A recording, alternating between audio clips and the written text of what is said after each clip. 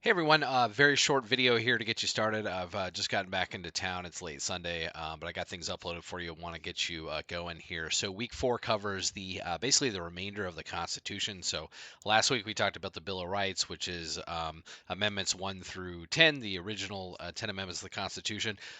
Amendments have been added over time to that, specifically 17 of them up through Amendment 27. So we're going to talk about those. We're also going to talk about the articles of the Constitution that sort of lay out sort of the structure of government and specifically the three branches of government, because that's what we'll be covering next. In terms of timing here, so week 5, 6, and 7, we cover the three branches, and I can't recall in which order at the moment here, and then that leads us into the midterm exam. So just looking at what we have this week, a couple things here. You've got a lecture on the Constitution there. You've got another one of these crash course videos as well. It's about 13 minutes long on the Constitution, articles, and federalism. So just sort of a encapsulation of all the things we've learned about over the past couple of weeks here. A couple of readings. You see a few sections there from your textbook in chapter 2. And then I also have a couple opinion pieces for you to read. One is a piece from the New York Times that came out last year entitled "The Constitution is Broken and Shouldn't Be Reclaimed." Dorfler and Moyne are two law professors, one from Harvard and one from Yale. I can't remember which is which. They basically lay out this argument to say that the Constitution isn't necessarily relevant in contemporary times, and we're too dependent upon a written constitution. I also give you a rebuttal. So, Dorfler and Moyne are writing from pretty liberal and progressive, I would say, perspective here. To counter that, I've given you a response piece from the Heritage Foundation. The Heritage Foundation is a conservative think tank. I like, even though I don't necessarily agree with, all the stuff I assign from that, I do. I generally think that the things that they produce in terms of their essays and stuff are very well thought out and presented here. So I'm going to give you the rebuttal there, which is entitled "The Constitution Isn't Broken, but Law Professors Are a Broken Record," from Larkin and Canaparo. That appeared actually in the Washington Times. So read both of those pieces. Neither of them are too terribly long there.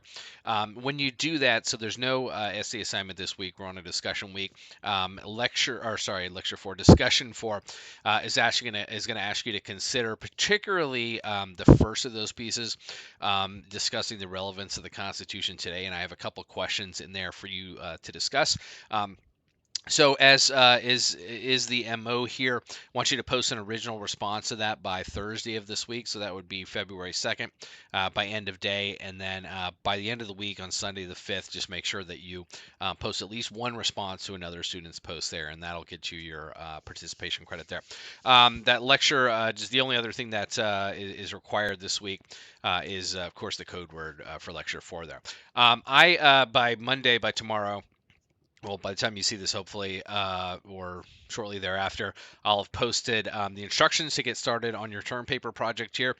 Specifically, you're going to start by identifying some variables, and I'll explain sort of what that means, and that's going to be relevant to the survey that we did there. I also have some instructions for you guys to, we're going to try and get some additional responses to the survey. So I haven't looked to see how many completed surveys that we got just from students in this class. I'm going to ballpark and say it's probably in the neighborhood of between 50 and 60, because, we started off with 60 students between my two classes. We're going to try and get to this magical number of 385. 385 gives you, in survey research, a margin of error of plus and minus 5%.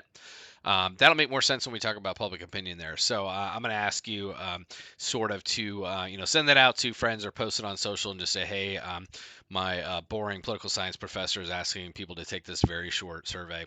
I'm going to send it to all of my friends, and that should net us about 2 responses. So let's see if we can get more from you guys here.